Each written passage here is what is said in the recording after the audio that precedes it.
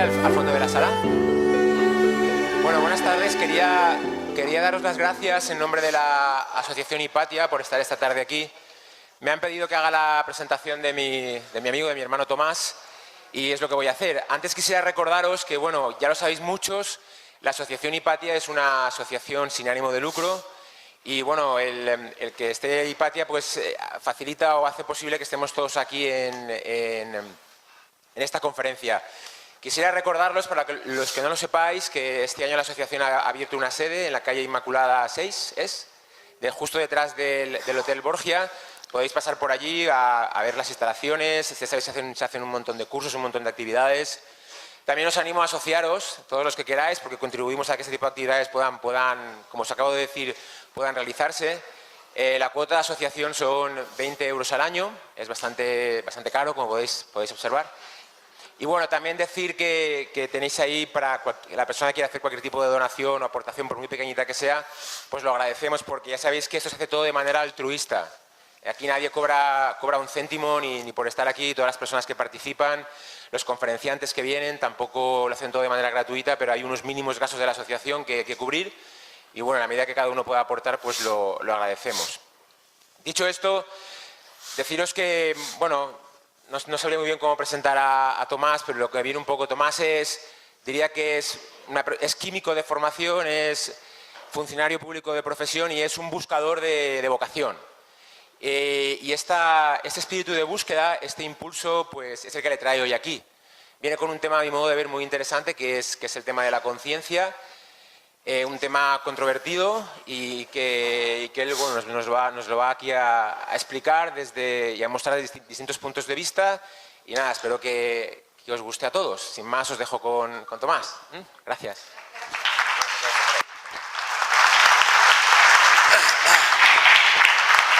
Muchas gracias. ¿Se me oye detrás? ¿Se me oye? Vale. Gracias por la invitación de Rafa, vuestro presidente. También aquí estamos un grupo de personas buscadores que hemos bebido de las fuentes de Félix Gracia y la verdad es que da gusto estar aquí. A mí me gustaría comentar durante más o menos una hora y luego tener media hora de diálogo porque es interesante, seguramente en algunas cosas estaremos de acuerdo y en otras no, sobre la conciencia, ¿no? Tratar el asunto de la conciencia, qué es la conciencia, qué no es, qué dice la ciencia tradicional y qué dice la ciencia emergente. Voy a mezclar una serie de conceptos en principio muy dispares, pero los quiero unir para sacar una conclusión al final. Las preguntas que se nos plantean son varias. ¿Qué es la conciencia? ¿Qué es? ¿La conciencia depende del ser humano?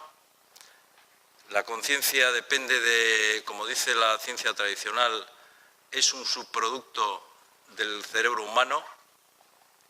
Si el cerebro humano muere, ¿la conciencia desaparece? Si la conciencia no desaparece, como es algo sutil, ¿dónde va a parar? En fin, interrogantes que todos nos hemos hecho y que intentaré responder a una serie de preguntas. Evidentemente, cada uno puede creer lo que quiera y luego seguramente estableceremos un diálogo al respecto.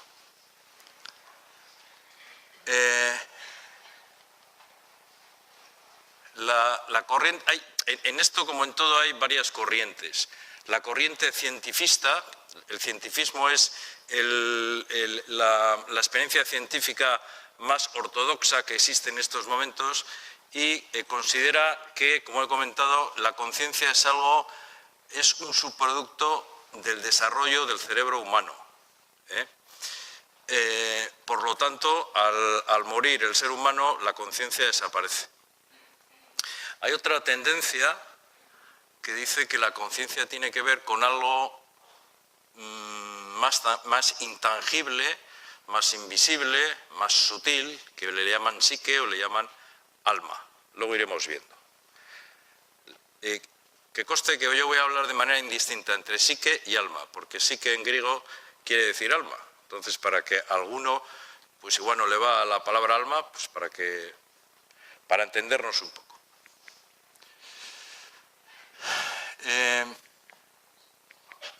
Les estoy dando al revés.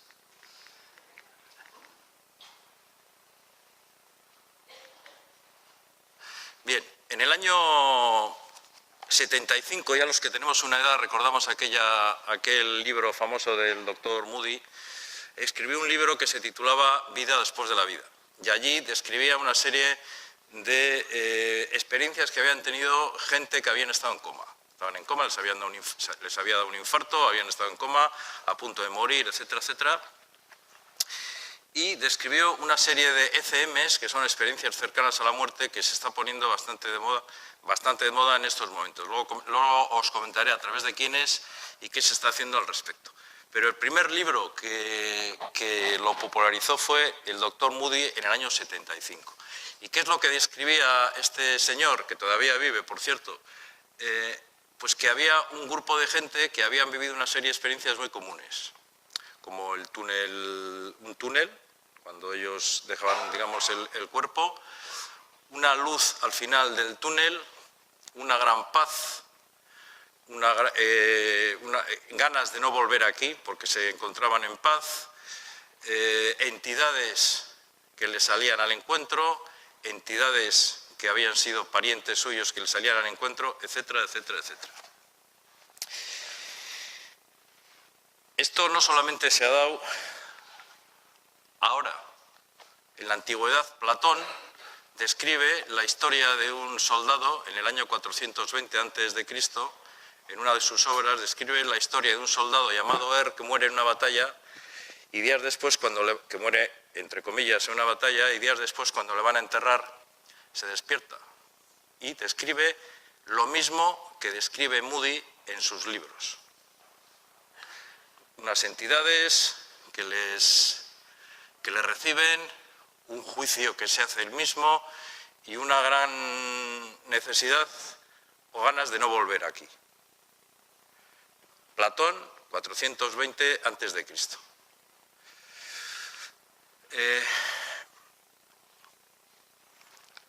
Un momentito, ahora. Este cuadro está pintado en 1490 por el Bosco. El título es El ascenso al Empireo. El Empireo es el cielo. ¿Veis el túnel de luz? ¿Veis los cuerpos desnudos?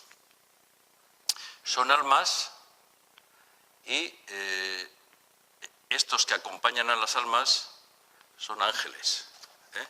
Al final, este de aquí va solo y penetra en la luz. ¿De acuerdo? Estamos hablando del año 1490.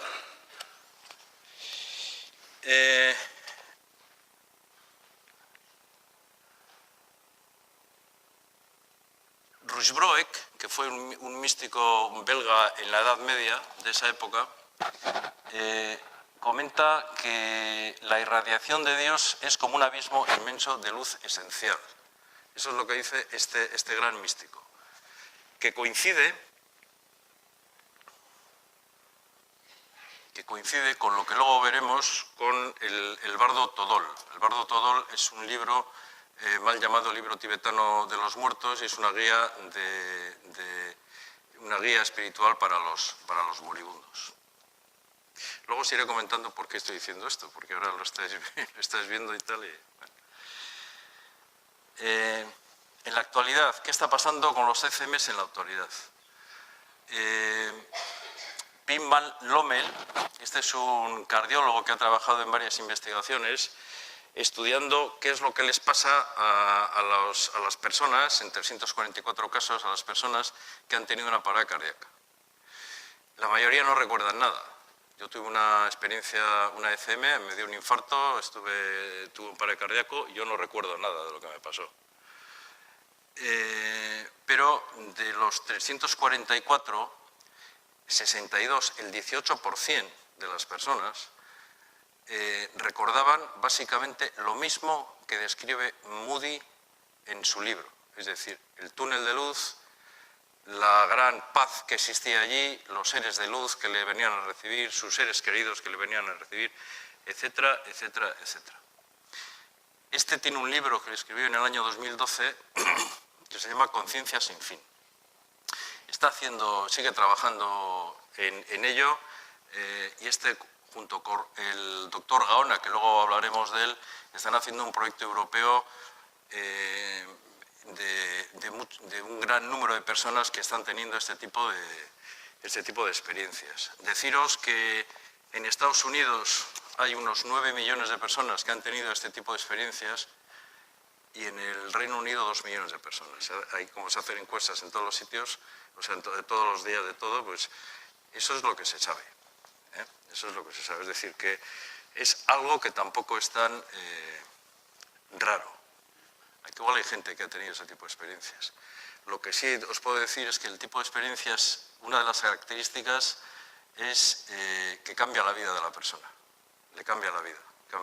Le cambia la vida, no tienen miedo a la muerte y bueno, les cambia la vida. Es algo difícil de comentar además porque son experiencias muy íntimas y a cualquiera que le comentes, pues hombre, te pueden catalogar de otra cosa. Estos son lo que estaba comentando, 344 pacientes y 62 recordaban, 62 es un 18%.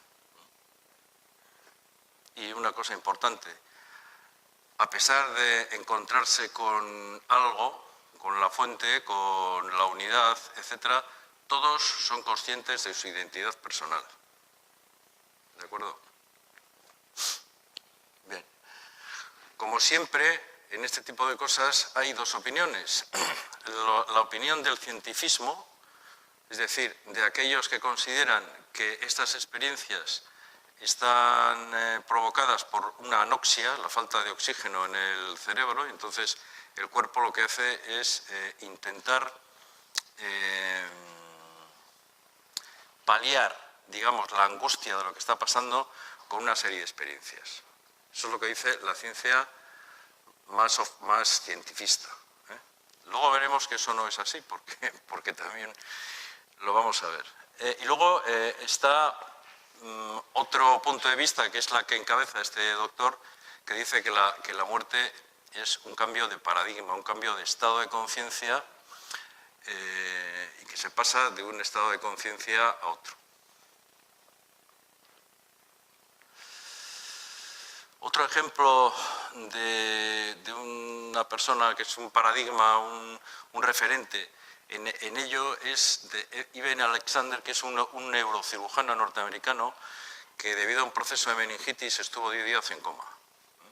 10 días en coma donde él no se daba cuenta de todo lo que pasaba en la habitación, de las conversaciones, de quién conversaba qué y de qué conversaban. Y sin embargo, el electroencefalograma daba prácticamente plano. Se recuperó, escribió un libro en el año 2012 y ahora se dedica al estudio de qué es lo que pasa en esos momentos. Es muy bueno también. El doctor Gaona es un doctor en psiquiatría. Yo creo que todos los que estamos aquí, me imagino que como somos buscadores, le conocéis. Este suele salir en el programa de Iker Jiménez bastante. Tiene varios libros al respecto. Y está inmerso en un proyecto que se llama el Proyecto Túnel a nivel internacional para estudiar a gran número de personas que han tenido este tipo de experiencias. Para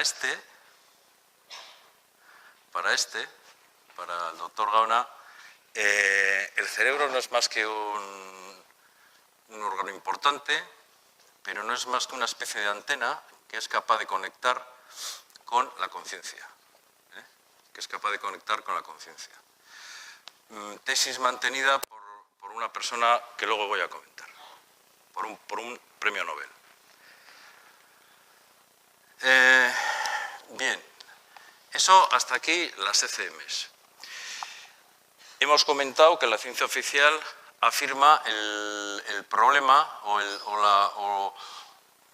que hay con la conciencia o la relación que hay con la conciencia y el cerebro. El niño que veis aquí, Esto es una noticia del año 2017 en el Correo de Bilbao. Nació con un 2% de cerebro, 2%. Y a medida que fue creciendo, cuando tenía esa edad, el cerebro llegó a formarse en un 80%. Veis aquí que no tiene pinta de... ¿no? Ahí le veis tranquilamente. No me lo invento, ¿eh? 17 de septiembre de 2017. Lorber, este es un neurólogo inglés, británico. Veis a la derecha el TAC de la cabeza de una persona normal y a la izquierda de un joven que hizo exactas, que tenía un coeficiente intelectual de 126 superior a la media, que le dolía la cabeza, le hizo un TAC y encontró que había una fina capa de 1 milímetro de cerebro y todo lo demás era fluido cerebral en el chaval este. Y dices, bueno, ¿cómo puede vivir un ser humano con esto?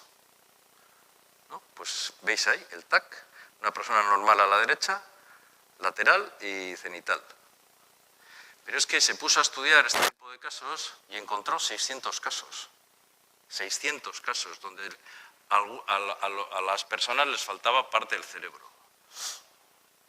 De ellos, de los 600, el 10%, 60%, tenían un 95% de fluido cerebral igual que el chico este.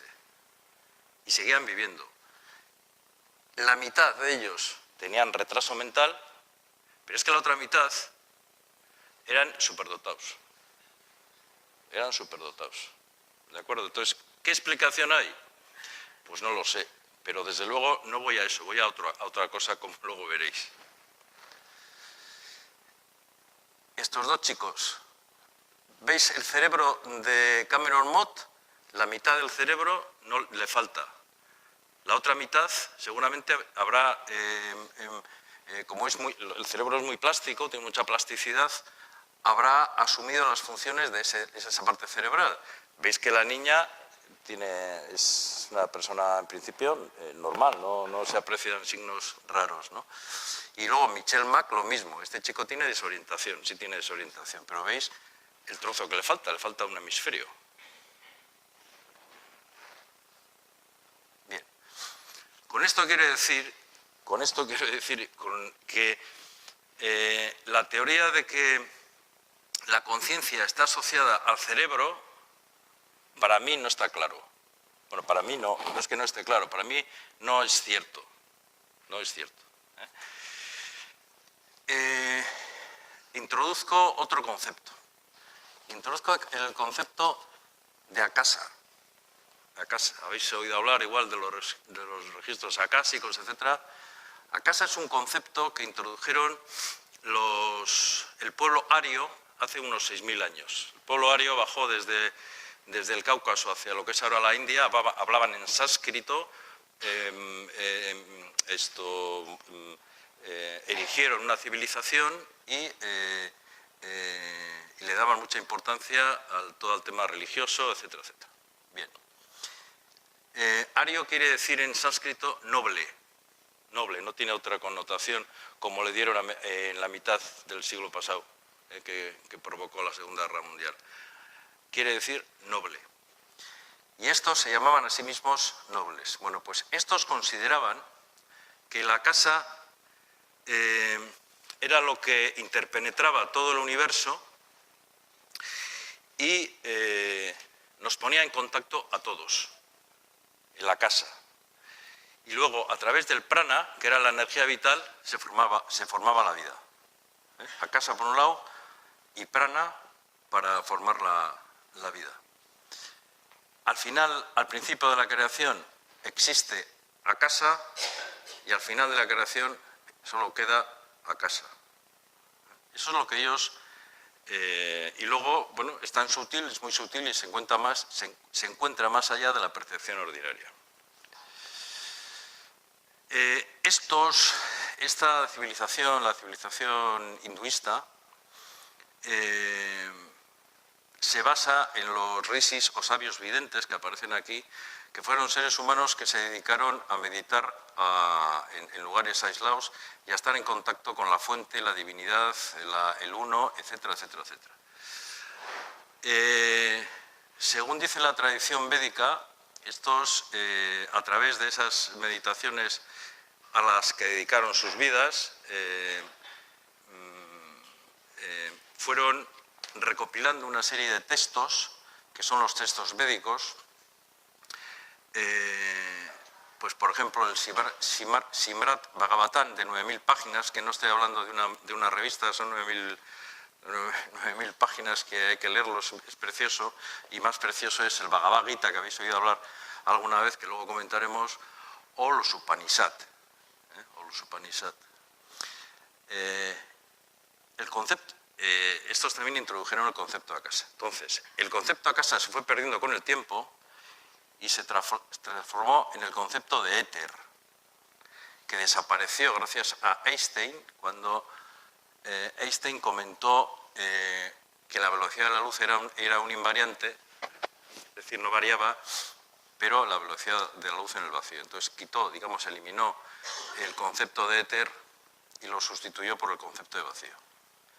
En un principio el concepto de vacío era algo frío y luego eso fue cambiando. En cuanto a que el vacío hoy en día, los físicos consideran que el vacío es un vacío lleno y que el vacío, le llaman el vacío cuántico, está lleno de energía, ¿no? David Bohm ha calculado la energía que podía tener un centímetro cúbico de espacio, de vacío, en el vacío, y es inmensa. De hecho, hoy en día en la física de vanguardia está investigando sobre la energía, cómo sacar la energía del vacío, y se le llama energía al punto cero. Esto sería muy interesante para los viajes espaciales, ¿de acuerdo? Veremos a ver cómo el ser humano lo utiliza, porque cada vez que tiene una cosa de estas, a veces no lo utiliza para este tipo de cosas, lo utiliza para otras cuestiones más peores. Pero eso es lo que hoy en día se cree. Brian Greene, que escribió El universo elegante, el libro El universo elegante, que es un libro precioso, pero la verdad es un poco difícil de entender, dicen que las partículas, cuando no son observadas, se comportan como algo indefinible. Y solamente cuando alguien observa una partícula, existen. Luego comentaré, porque eso es una de las paradojas cuánticas también.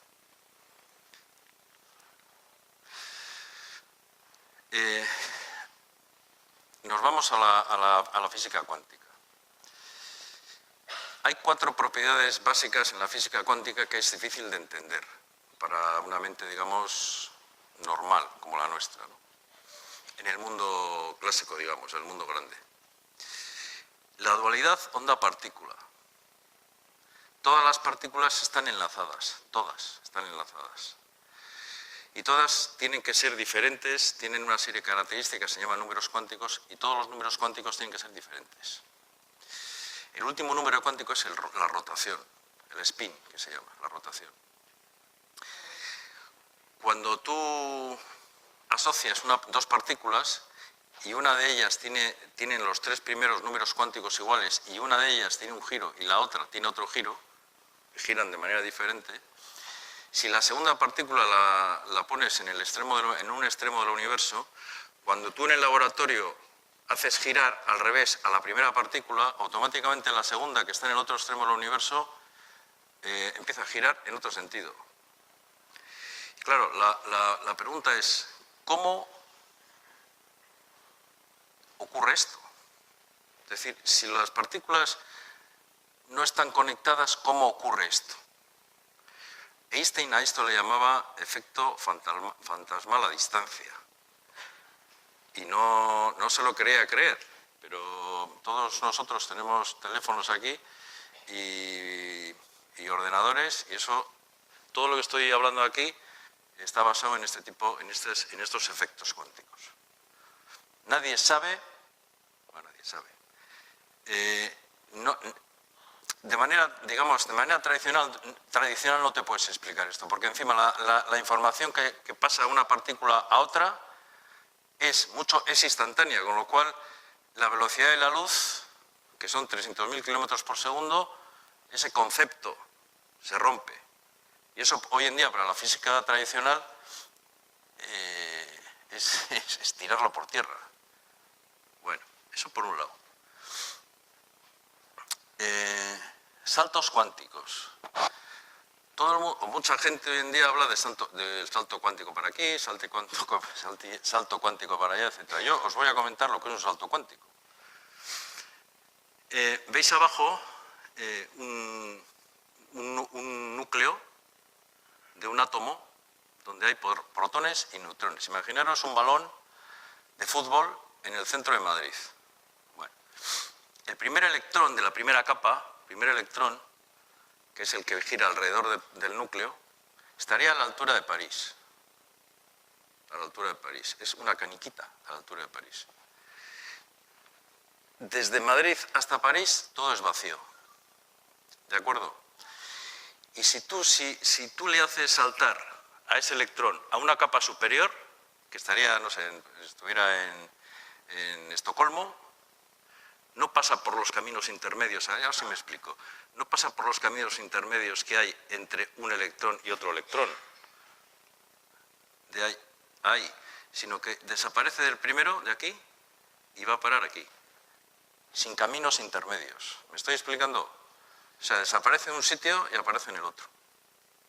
Eso es un salto cuántico. ¿Por qué ocurre esto? Pues no se sabe, luego voy a intentar explicar por qué. El principio de indeterminación de Heisenberg, a ver si está por aquí, que creo que sí, aquí está. Este fue un premio Nobel, y uno de los padres de la física cuántica, y este decía que es imposible conocer la realidad. Si conoces la velocidad de una partícula no puedes conocer su posición, y si conoces su posición no puedes conocer exactamente la velocidad. Con lo cual allí no se puede conocer con exactitud la realidad, aunque a nosotros nos parezca que sí. Y este decía que el universo no está hecho de cosas, sino de redes de energía, emergiendo de algo más profundo y sutil. Y le llamaban vacío cuántico, que es a lo que estoy tendiendo y lo voy a comentar a posteriori.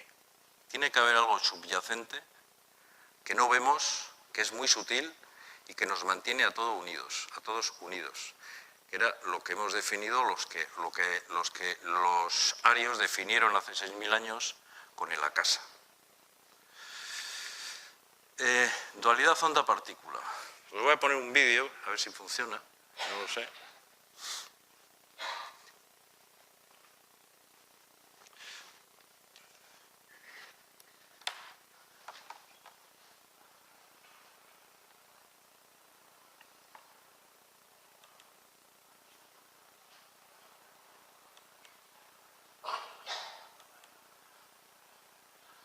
Pues no, como yo soy bastante torpe con todo esto. Bueno, os lo explico. Las ondas no son ondas y ahora cuando yo estoy hablando, las ondas se distribuyen por todo el espacio, ¿de acuerdo? Hicieron ya en el año 1802 y luego posteriormente se han hecho más experiencias con respecto de la experiencia de la doble rendija. Al final se llega a la conclusión de que tiene que haber un observador para que la onda se convierta en partícula. Eso es básicamente lo que viene a decir dualidad onda-partícula. Y efectos curiosos que no me invento yo. Esto está en una revista que se llama Tendencias 21. Igual conocéis alguno o alguna.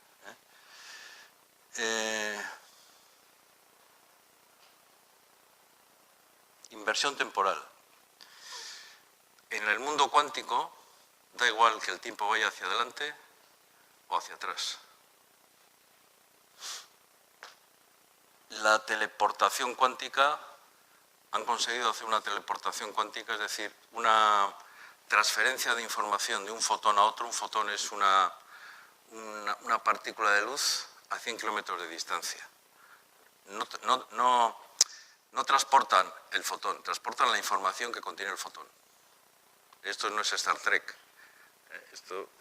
pero la información se traslada de un fotón a otro fotón a 100 kilómetros de distancia. Empezaron en el laboratorio y ahora están a 100 kilómetros de distancia.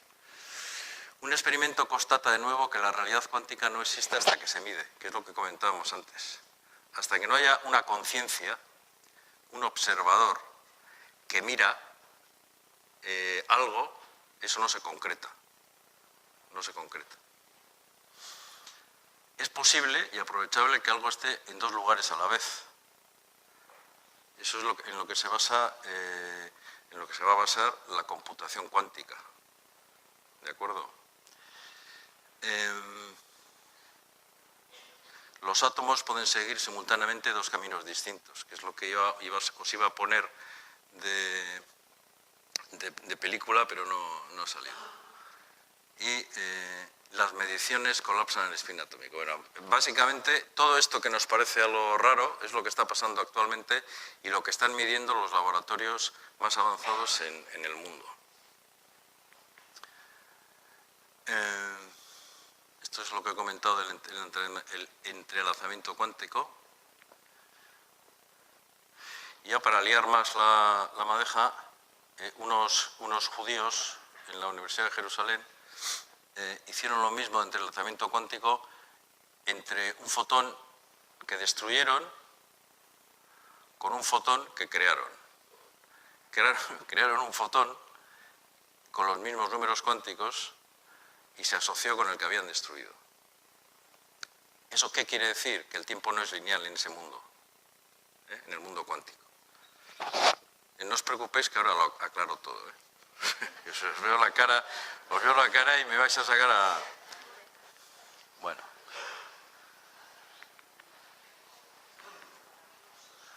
Bien, este es Schrödinger. Este fue el premio Nobel del 33, en el 33 de física. Este es uno de los padres también de la mecánica, de la física cuántica. ¿Él qué comentaba al respecto de la conciencia? Pues que la conciencia está fuera del ser humano. Todos tenemos conciencia, pero está fuera.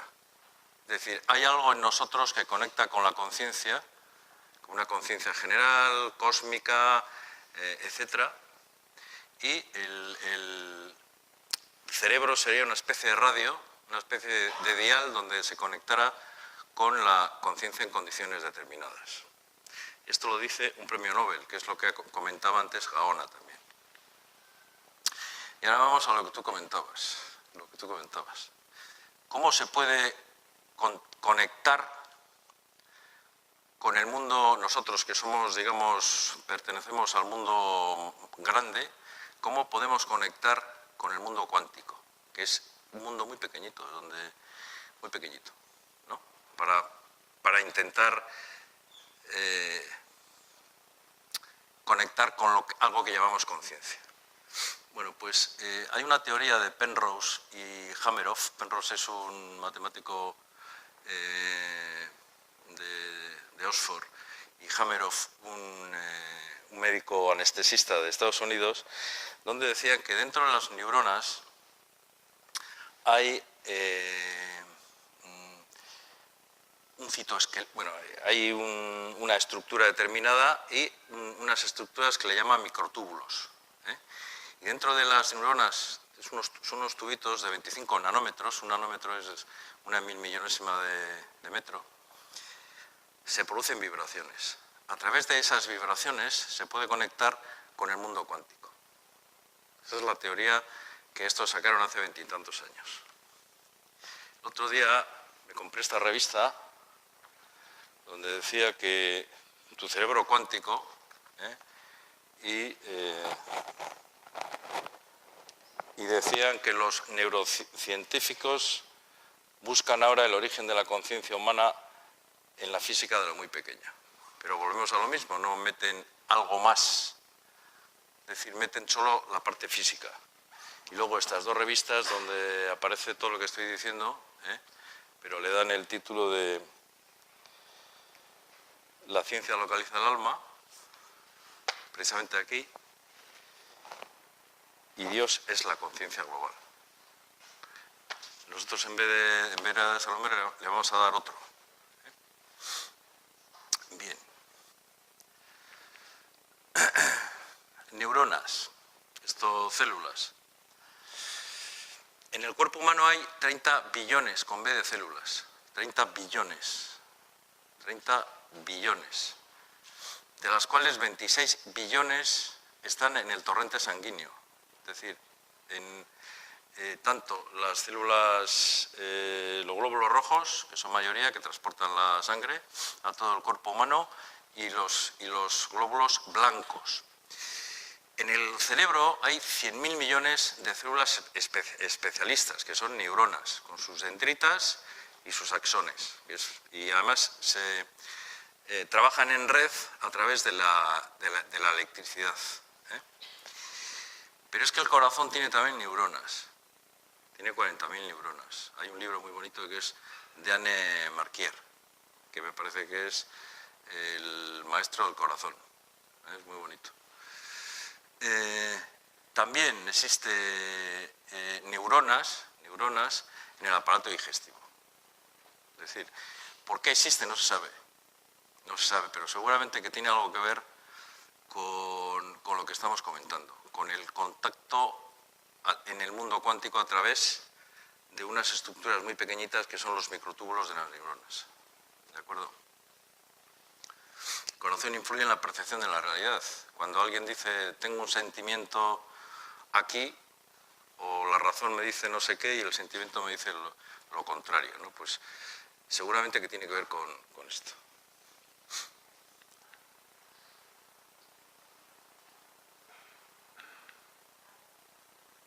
Bueno, vamos a recapitular.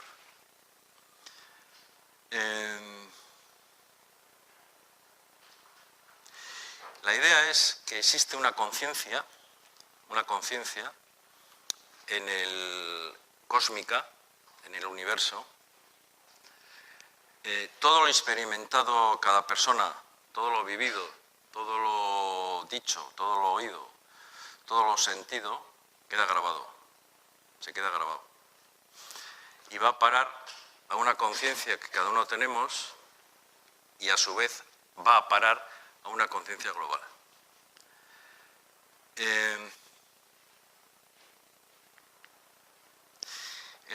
¿Qué ejemplo podríamos poner hoy en día? Vamos a poner el ejemplo de un ordenador. El ordenador, cuando tiene pila y funciona normalmente, pues nosotros hacemos 1000 trabajos y eso lo vamos guardando. Se nos acaba la pila, el ordenador no funciona, pero la información sigue existiendo, porque la hemos metido, no sé, en la nube, por ejemplo. ¿De acuerdo? Entonces, con el ser humano ocurre algo parecido. Nosotros vamos volcando todo a la nube y en un momento dado podemos acceder a la nube. ¿Qué ocurre con esa información? Que esa información va enriqueciendo,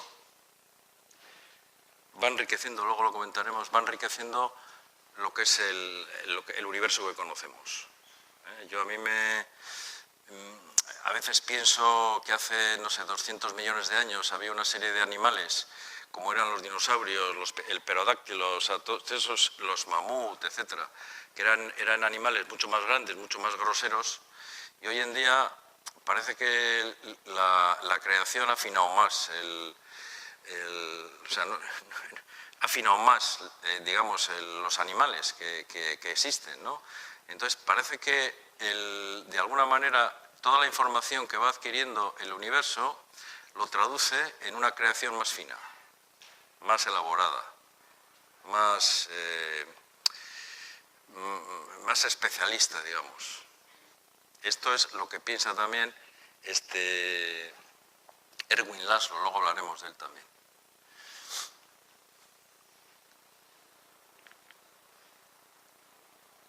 Oye, ¿qué pasa? ¿Hay procesión o sí? ¿Ah?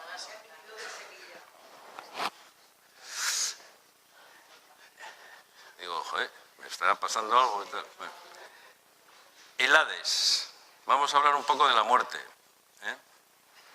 Todas las tradiciones, o casi todas las tradiciones, creían en algo que reencarnaba o en que después de la muerte existe algo. En el Hades era un lugar para los romanos donde iba a parar aquel que moría. Entonces, en el Hades era el lugar de los muertos, había 4 ríos, uno de ellos era el río Aqueronte, y había que pagar al barquero, que se llamaba Caronte, poniéndole un par de óvulos en los párpados de los muertos, para pagarle al barquero. Esto, cuando el alma, digamos, pasaba un tiempo en el Hades, volvía a encarnar, pero tenía que beber de las aguas del río Lete, que es el río del olvido, para volver a vivir. Es decir, todo el mundo volvía a vivir, pero con el olvido al haber bebido de las aguas del río Lete. Virgilio, bueno, esto decía Virgilio, lo decía, etc. Todas las tradiciones consideran que el periplo humano del alma es un escalón hacia la perfección.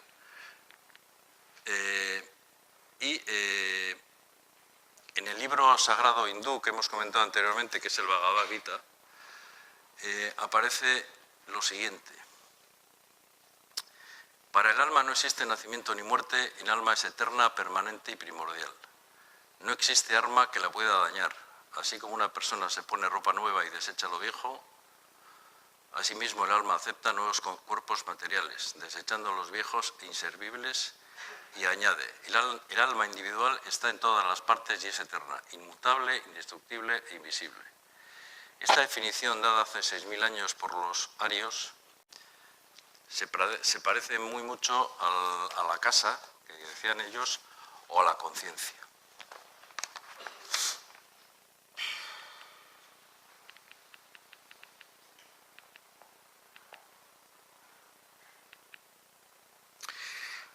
Luego,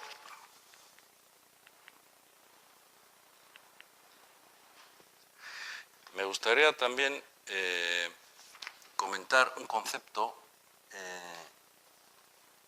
que no tiene mucho que ver, tiene que ver con esto, lo que pasa es que no directamente, que es el concepto que acuñó en los años 50 el gran Jung, que era el del niño interior.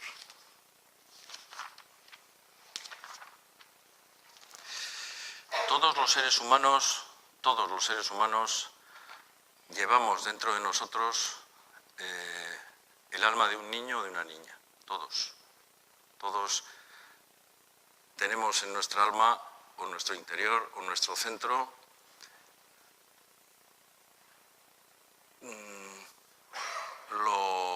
lo más puro de nosotros, lo más transparente, una potencialidad infinita, todo lo mejor, todo lo más noble. Claro, ¿qué pasa cuando un niño viene aquí y tiene una serie de necesidades que voy a leer, como son aceptación? Ellos necesitan aceptación cuando nacen, protección, cuidados, cariño, respeto, alimento, cobijo y abrigo. ¿Qué pasa cuando en vez de aceptar al niño se le rechaza? Por lo que sea, se le rechaza a un niño recién nacido. ¿Qué pasa cuando un niño pide protección y se le abandona? Cuando pide cuidado y se le maltrata. Cuando pide cariño y no encuentra más que indiferencia. Cuando pide respeto y se le abusa. Se abusa de ellos, de ellas. ¿Qué ocurre con esto? ¿Qué ocurre con el alma? El alma, la psique, el alma, o como queramos llamarlo, es todo sentimiento. Es sentimiento, y eso ellos lo viven, lo perciben. eso condiciona nuestra vida. Ahí se produce miedo, se produce temor, en definitiva se produce sufrimiento. Y ese sufrimiento condiciona nuestra vida cuando somos adultos. Ni que decir tiene que, aunque yo tengo una edad determinada, tengo mi niño interior dentro de mí. Y tengo problemas, claro que tengo problemas. ¿Por qué? Porque quizá no haya curado lo que me pasó de niño. Aquí estamos mucha gente y creo que todos los que estamos aquí, o casi todos, hemos tenido problemas psicológicos, hemos tenido enfermedades, tenemos enfermedades, etc. Y en gran parte de lo que nos pasa tiene lugar en la infancia, por todo lo que estoy comentando. Que eso ya lo explicó Vicente, mi hermano Vicente, en una conferencia que dio aquí. Esto es así, esto es así. ¿Se puede curar? Sí. Y hay que hacer terapia. Y precisamente él pues es un gran terapeuta. ¿De acuerdo? ¿Cuál es el resumen de todo esto, desde mi punto de vista? Pues que aquello que llamamos conciencia es algo que está fuera del ser humano, que no es fruto, que la conciencia no es fruto de una evolución del cerebro humano. Hemos demostrado, hemos visto que hay personas que viven sin cerebro o sin parte del cerebro, con lo cual siguen siendo seres humanos y siguen siendo seres pensantes, siguen teniendo conciencia. Algo ocurre cuando nuestro cerebro conecta con la conciencia que está fuera. Y iba a comentar lo de Erwin Laszlo. Erwin Laszlo ha sido pianista de reconocido prestigio, catedrático de teoría de filosofía de sistemas de ciencia, fundador del Club de Budapest, consultor del secretario general de la ONU, etcétera, etcétera, etcétera. Es una persona ya mayor, tiene 70 libros, 300 artículos, etcétera. Y este viene a decir que el universo se nutre de la información. Tiene un libro que se llama El universo informado, y el universo, a través de la conciencia global que está alimentado de la conciencia de todos los seres vivos, va evolucionando. Llega un momento en que el universo desaparece y vuelve a aparecer otro, pero con toda la información acumulada de los universos anteriores y de todo lo que hemos vivido cada uno de nosotros. Todos los que estamos aquí, voy a contar también lo que era el bardo Todol, pero que era el libro tibetano de los muertos y tal. Todos los que estamos aquí hemos tenido que repetir, digamos, el curso, porque no hemos conseguido acceder a lo que en teoría hay que acceder, que es la unión con lo que los tibetanos llaman la clara luz de la realidad. Pero no voy a extender más. Me gustaría tener un diálogo ahora con vosotras. Digo vosotras porque siempre sois mayoría. Y hasta aquí hemos llegado. ¿De acuerdo? Gracias.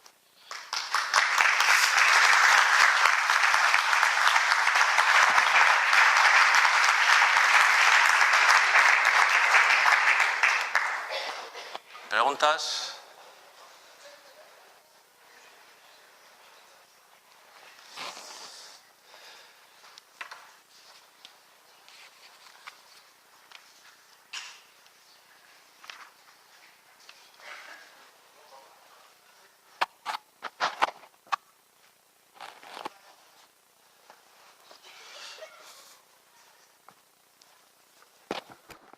Hola. Hola. Primero me ha encantado. Acabo de llegar al mundo cuántico. Estoy recién llegada. Mi compañera y yo hemos terminado hace poco, que yo lo voy a repetir, un curso que se llama Coaching Cuántico en Vivo, que lo lleva Óscar Durán Yates.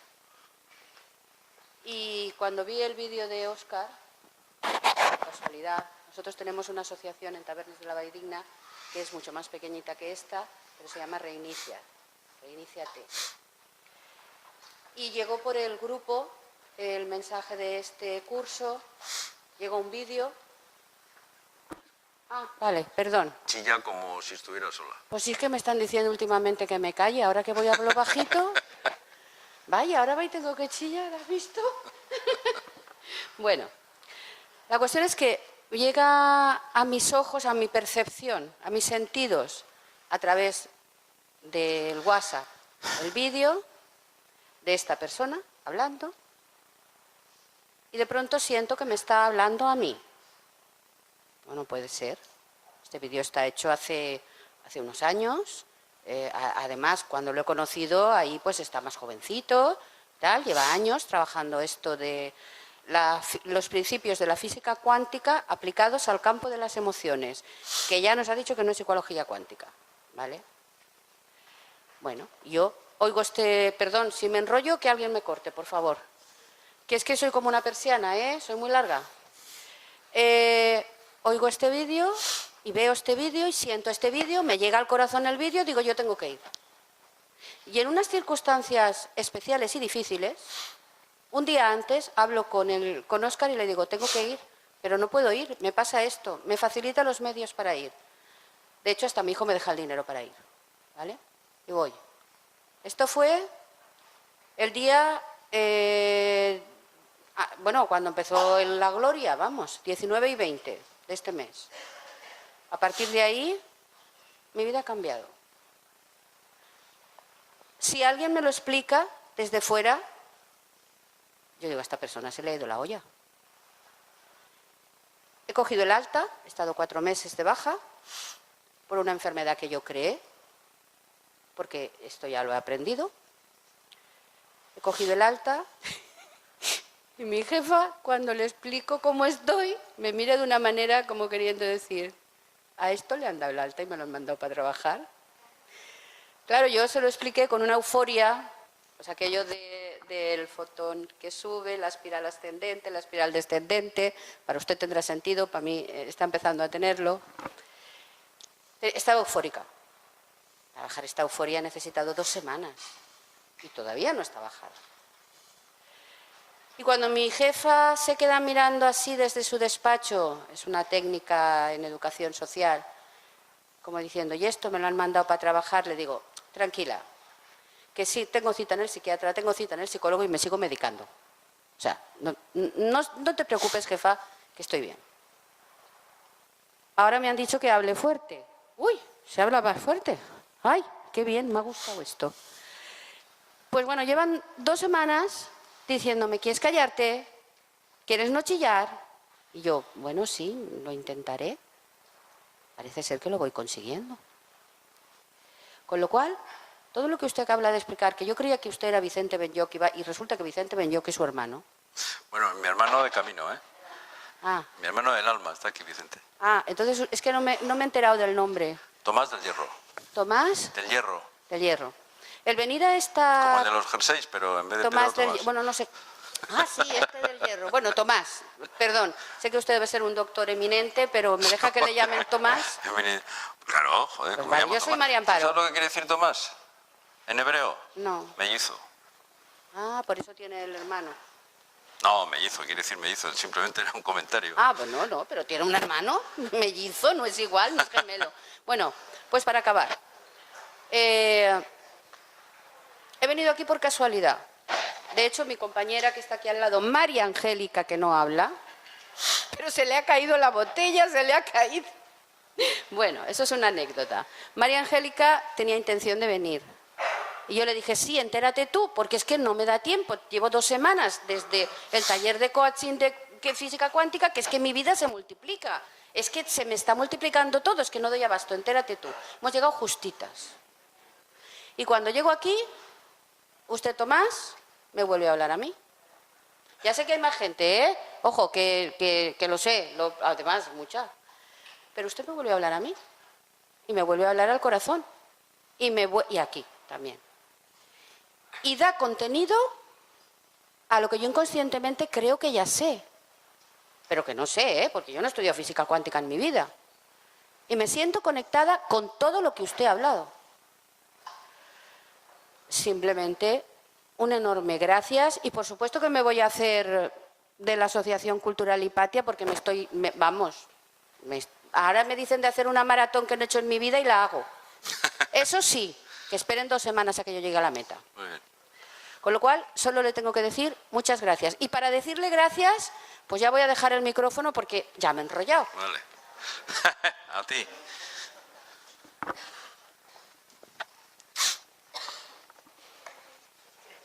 ¿Preguntas?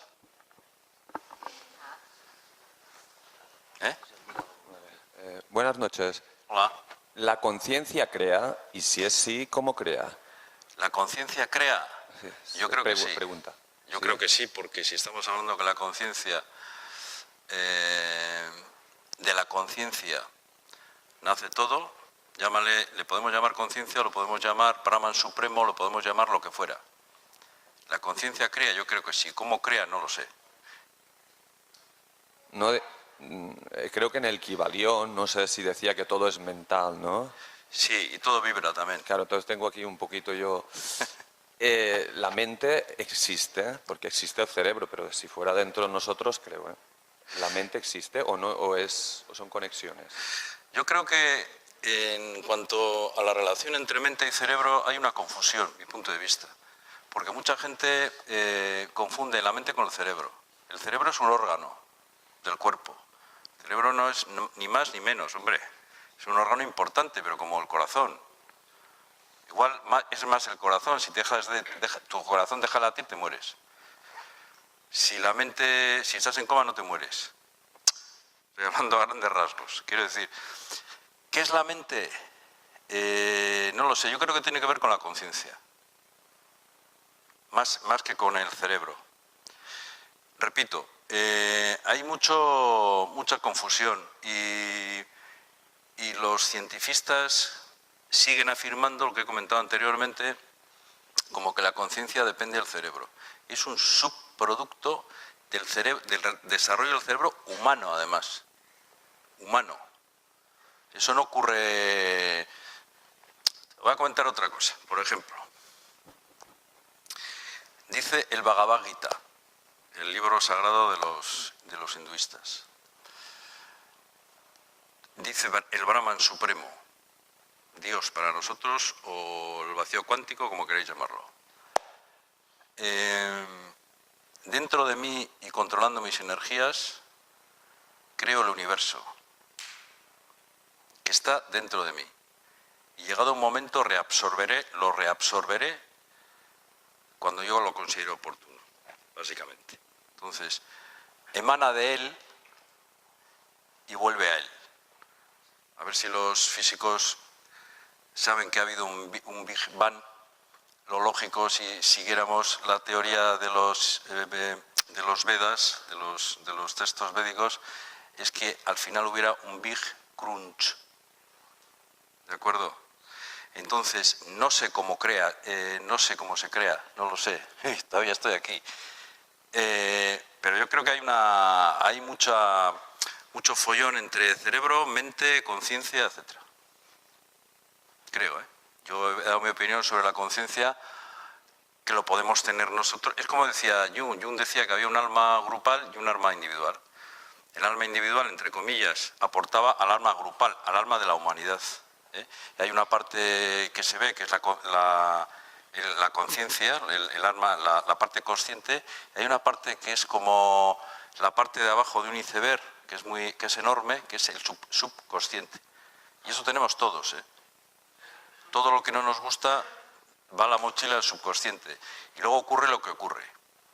Que sale la parte peor de nosotros que sabíamos y que no pensamos que existía. Pero eso da para otra charla. Entonces, tú me has preguntado, ¿cómo se crea? No lo sé. No lo sé. ¿Cómo crea un escritor un libro? Primero lo idea, luego lo escribe, pero el libro queda dentro de él.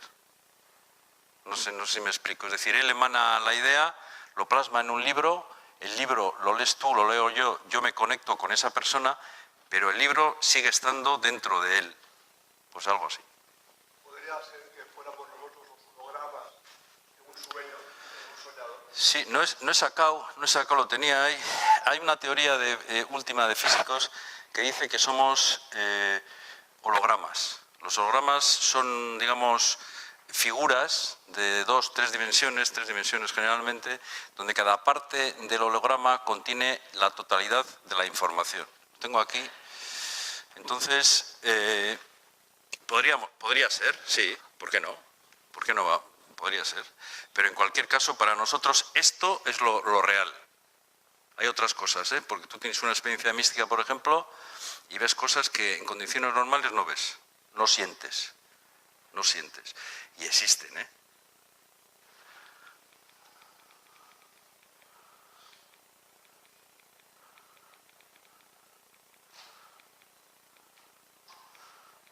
A ver, ¿dónde estamos?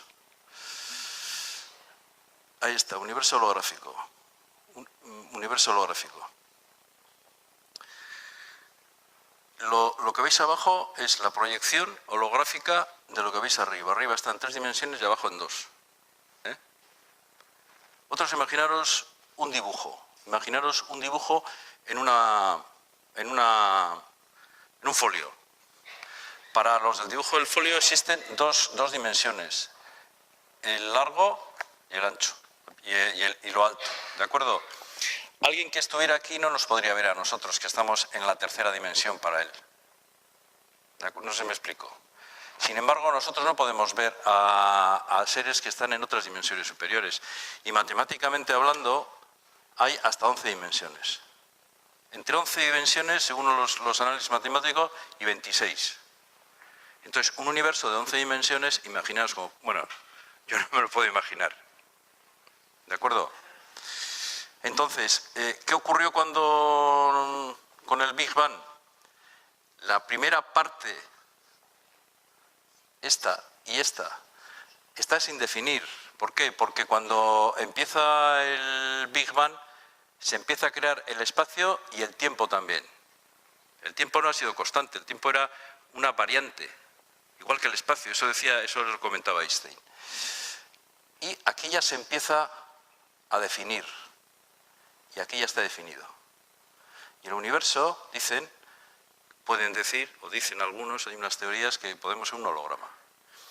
Repito, cada parte del holograma, si nosotros somos parte del holograma, tenemos en nuestro interior toda la información del universo. Toda. Y la de atrás y la de delante. Porque el tiempo en ciertas realidades no existe. No sé si me he explicado. Formamos parte de la gente una. Formamos parte de la gente una. Yo en eso estoy.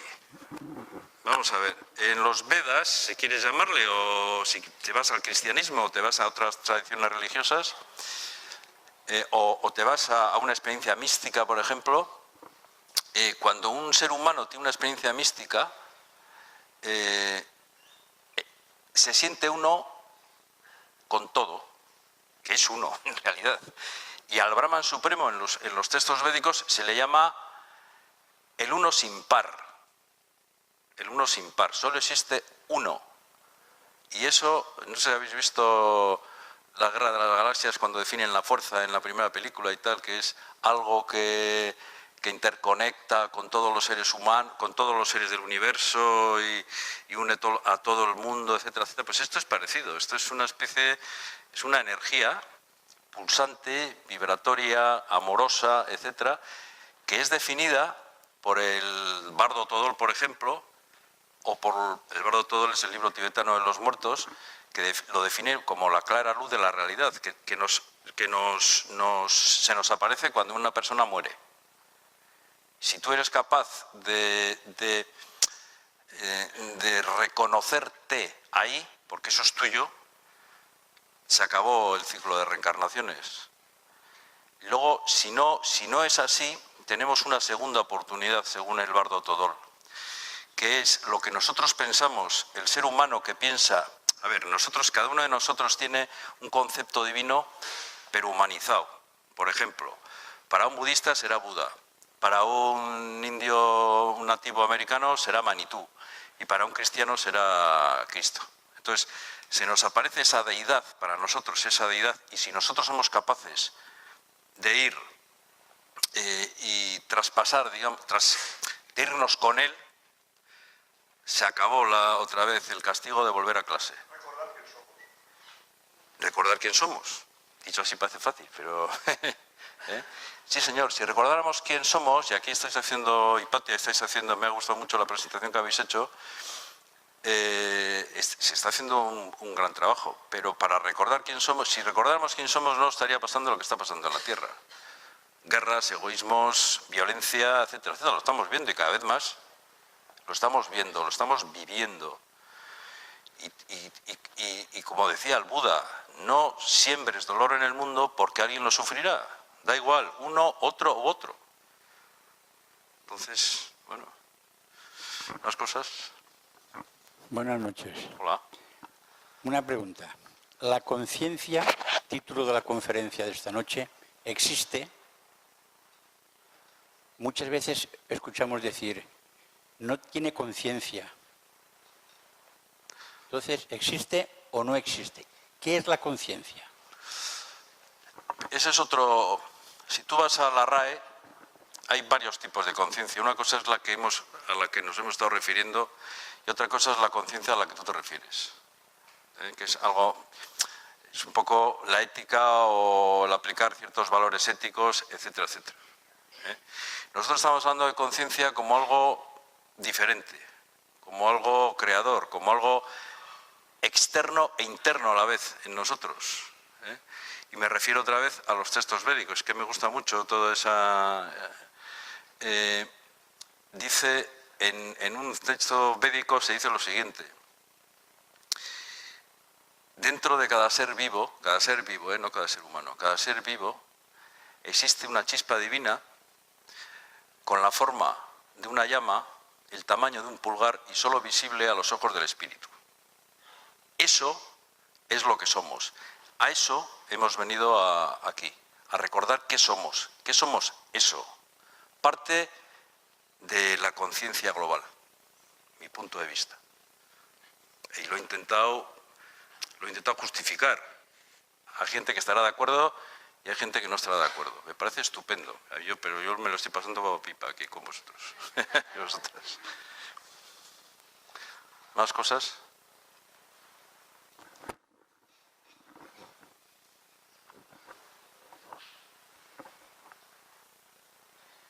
¿Alguien tiene alguna pregunta? Voy corriendo. Buenas noches. Hola. Yo quería compartir algo que me ha sucedido a mí respecto a la conciencia. Yo tuve un ictus hemorrágico hace año y medio. Sufrí una rotura de una arteria del cerebro. Entonces, yo estaba en ese momento estudiando y meditando acerca del cerebro y del corazón. El Instituto HeartMath, ¿lo conoces? No. En Estados Unidos.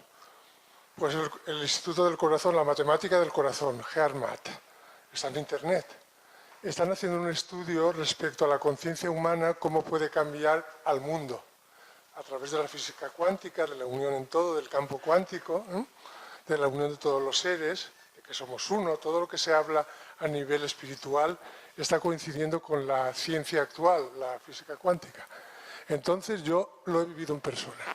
O sea, yo cuando estuve en el hospital 4 meses, o sea, no daban un duro por mí, me llevaron una ambulancia a Valencia, la UCI, creo que desencarné, vi el túnel blanco todo el tema que, bueno, lo tengo muy leído, pero claro, yo no lo había vivido, pero en ese momento lo viví.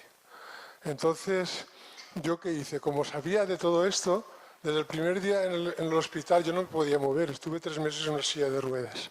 Entonces me ponía la mano en el corazón, respiraba y estaba a mi lado y sabe mi evolución. Entonces, curiosamente, empecé a caminar a los 3 meses, cosa rara. Normalmente dicen que no se camina como mínimo 10 meses. Y yo empecé a visualizar que estaba caminando, creo que conecté con mi ser holográfico, con mi otra dimensión. Sé que estoy en la tercera dimensión, me fui a otra. Eso lo he vivido en mí, o sea, por eso lo comparto, ¿no? Y estoy súper convencido de que hay conciencia, de que hay vida eterna, que esto es un momento de mi vida, que estoy en un cuerpo físico, pero el cuerpo físico es una consecuencia de la energía condensada, que existe porque hay observadores que me están mirando, si no, hoy no estoy. Y yo lo he vivido y lo vivo cada día. Yo cuando me acuesto cada noche, me pongo las manos en el corazón, respiro y siento mis 40.000 neuronas que tengo en el corazón conectan con mis 100.000 millones de neuronas de cerebro. Y estamos en contacto y me lo paso muy bien, la verdad, porque entras en otra dimensión. Es fantástico. La verdad. Y animo a... Se puede investigar al respecto. Hay un libro muy importante que habla mucho del tema, que es de Joe Dispenza, ¿lo conoces? Al neurocientífico norteamericano, que habla de todo esto. Dispenza, sí. El de la física cuántica, el de ¿y tú qué sabes? Sí. Bueno, yo he hecho seminarios con él. Y antes de pasarme eso, había hecho 3 seminarios de meditación de 1.500 personas, donde conectamos con el amor y tal, y he visto a gente sanarse. Y salir de ahí sano, bien. O sea, gente que no podía caminar, levantarse de una silla de ruedas. Y cosas. Solo 1.500 personas pensando en amor. O sea, como hacen los monjes budistas, pensando en compasión o sintiendo eso.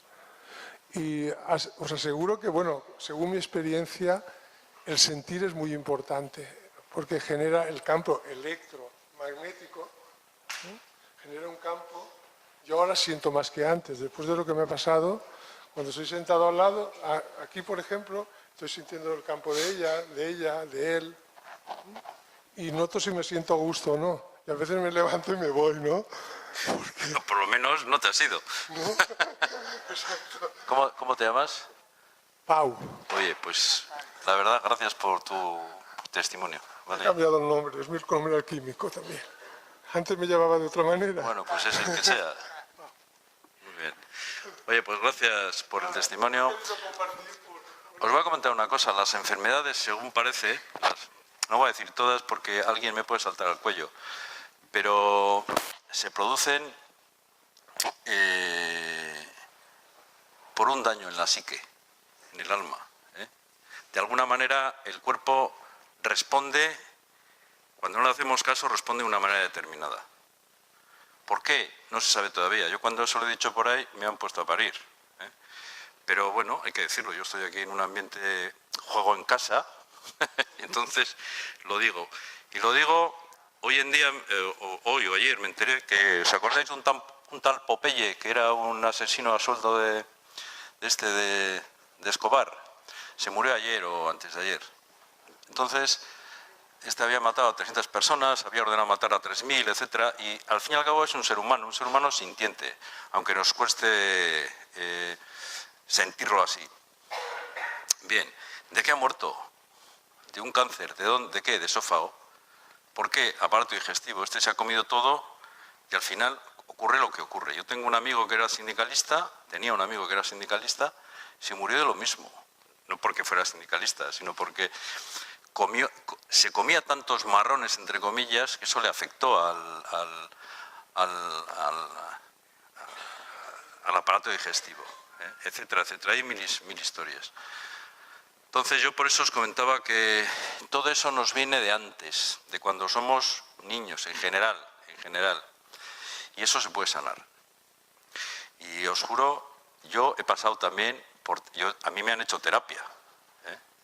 Y todos mis compañeros y mis hermanos de camino, que están aquí muchas, sobre todo muchas, aparte de Vicente y de Manuel, hemos hecho terapia. Hemos recibido terapia y hemos hecho también. Yo no, pero ellos sí. Y os juro que las cosas no son lo que parecen. O sea, estamos todos unidos.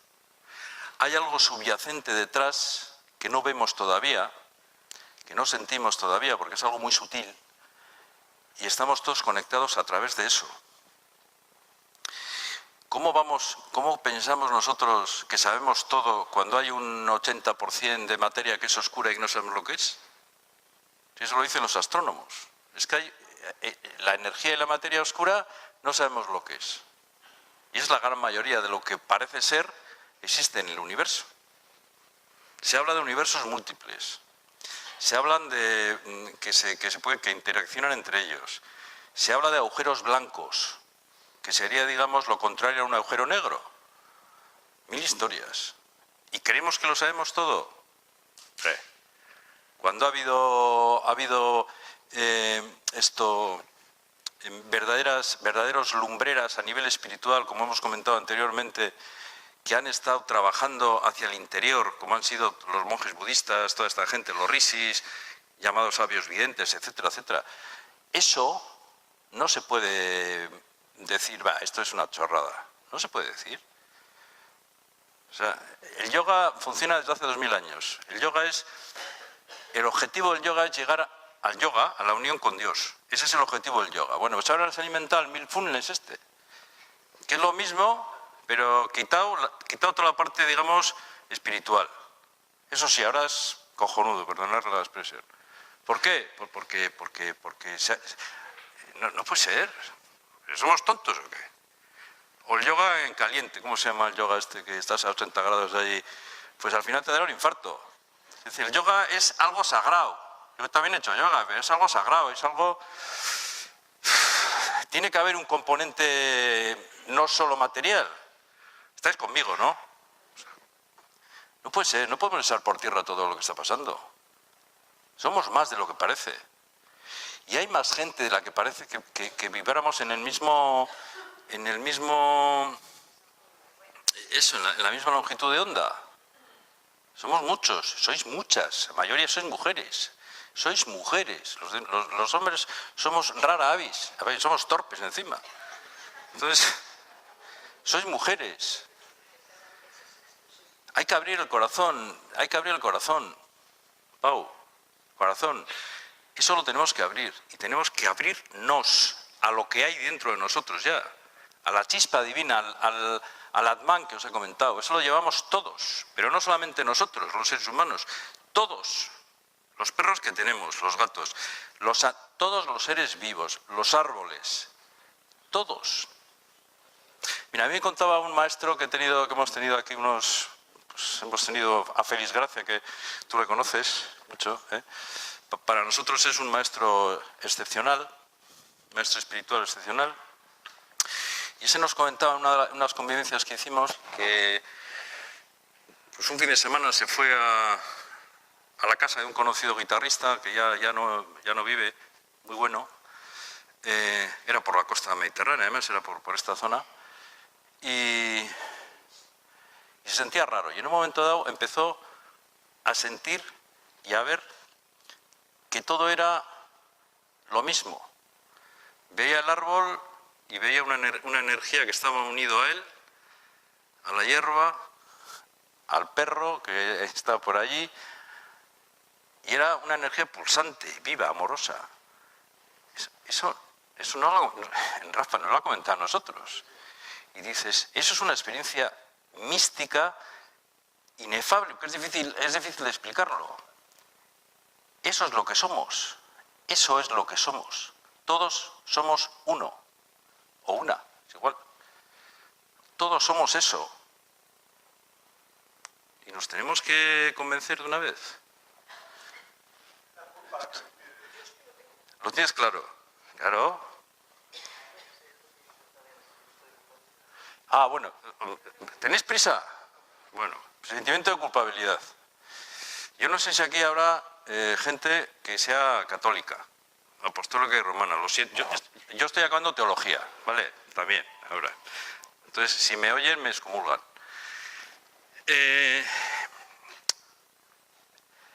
Nosotros venimos con unos condicionantes determinados a la Tierra, ¿no? Yo tengo mi teoría, venimos aquí, elegimos nacer en una familia determinada para hacer una cosa determinada, etcétera, etcétera, etcétera, con un objetivo determinado. El objetivo es el mismo en todos, es intentar llegar a descubrirnos, ¿vale? A saber quiénes somos. En un momento dado, algo se tuerce y nos separamos del objetivo que hemos venido a cumplir. Entonces nos sentimos perdidos.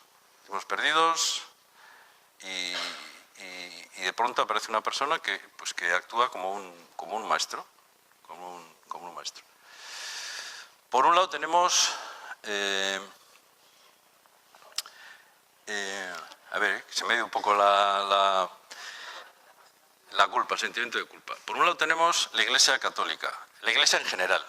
No voy a hacer eco en la Iglesia Católica o cristiana y tal. A nivel general, que nos ha imbuido un sentimiento de culpa y de inmerecimiento, ¿no? Y eso nos va generando un comportamiento determinado y un sentimiento de culpa que hace que no nos sintamos dignos de nada, ni de nada, prácticamente ni de vivir. Y eso hay que echarlo fuera. Eso lo tenemos que echar fuera. Así no se puede vivir. Pero hay que darse cuenta de que eso se puede echar fuera. Y vuelvo a las terapias que os he comentado anteriormente. Porque la mayor parte de todo lo que pasa, vuelvo a repetir con la última diapositiva, eso se genera cuando somos niños. Entonces, eso se puede sanar. Y debemos sanar. Entonces, es un problema el sentimiento de culpa, pero hay que sanarlo. Que mis padres se separan. El chaval, el crío o la cría piensa que él ha sido el culpable de que sus padres se han separado. Que si conozco un caso, se le murió el padre a una cría de 15 años, se había enfadado con él 3 días antes, no se hablaban y le ha quedado un sentimiento de culpa impresionante. Eso, si no se trata, al final condiciona tu vida. Condiciona tu vida, y no para bien, ¿eh? ¿De acuerdo? Muy bien. ¿Más cosas? Joder, pues yo estoy encantado de haber estado aquí.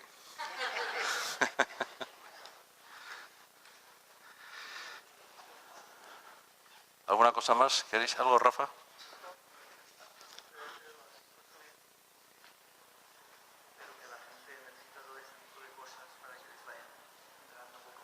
Sí, sin duda, sin duda. Yo estoy encantado a volver a repetir la experiencia, lo que queráis, etc. Aquí tenéis a gente estupenda y que son un ejemplo además para todos nosotros. Y nada, encantado de haber estado aquí. ¿Eh?